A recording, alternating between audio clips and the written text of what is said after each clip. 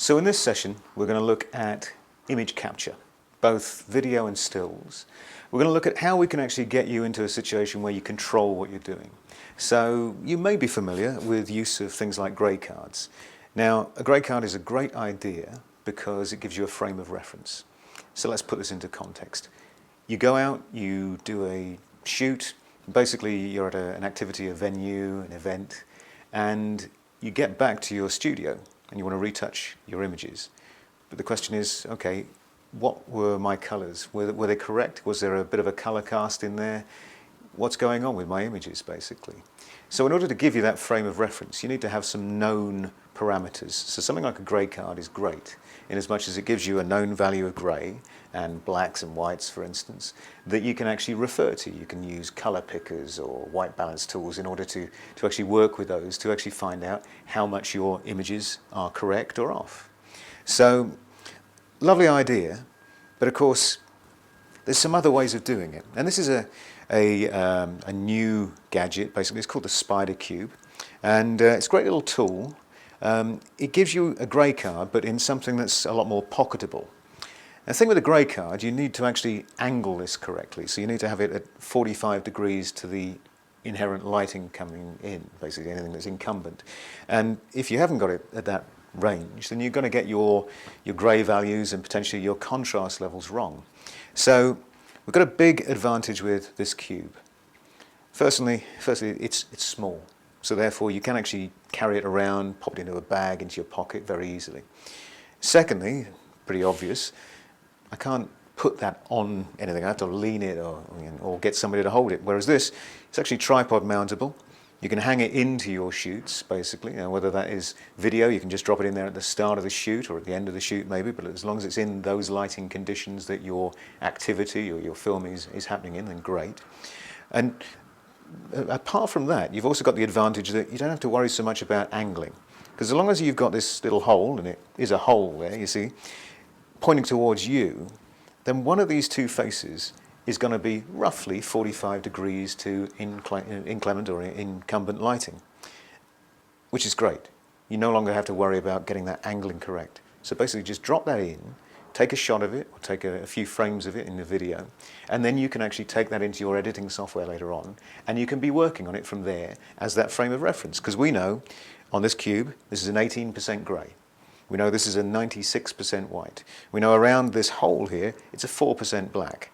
And in the hole is actually the only place where we'd expect you to have 100% black. That's essentially your relative trap. And on the ball here, that's 100% white. That's the outer gamut area, that's your scintillation area. So basically, get that in there. You've got 5 known frames of reference there. And then great, from there you can start calibrating your video, or your stills, photos, capture. So let's have a quick look at the screen capture to see how that works. Here we've got an image of our SpyderCUBE. It's been captured in situ in a particular lighting condition. And just looking at this, we can tell from the histogram over in the top right-hand corner here. We're looking in Camera Raw here within Creative Cloud, so part of Photoshop basically. But we can see that's very much an overexposed image because we've got all our image data over on the right-hand side of our histogram here, this graph. There's virtually nothing in the shadow end. This is the left-hand side here. We can also see on screen, basically, we've got this red outer gamut warnings, i.e. it's over 100% white here, and also in the ball. Now, knowing the values that we do of the cube, we know that the only place we should be getting this red warning is actually here on this ball, because that's where we want that over 100% scintillation, i.e. real sort of bright flashy lights.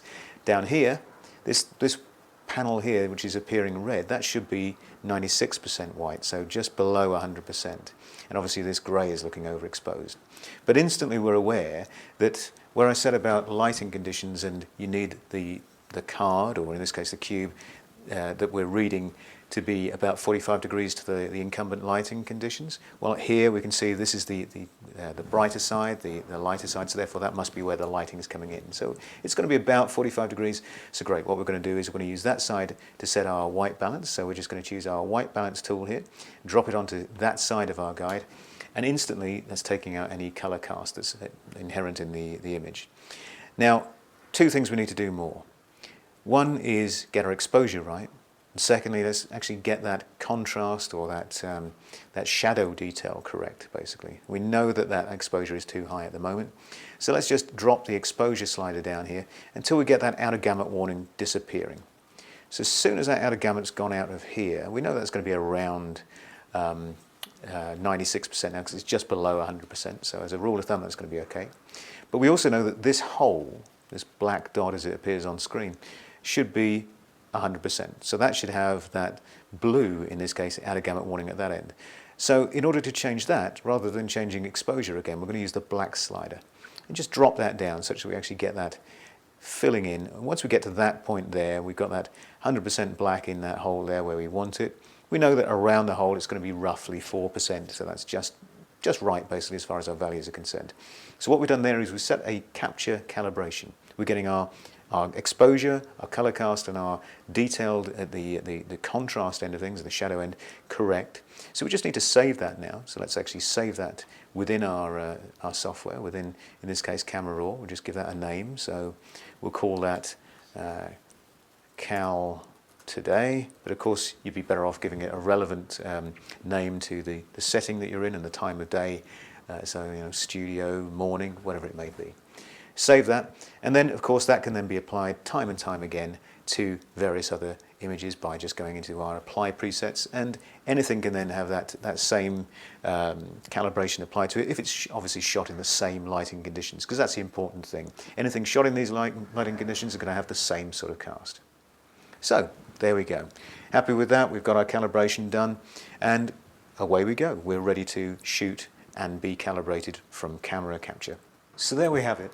A great way of making sure you've got a point of reference for your imaging to really make sure you get that capture correct.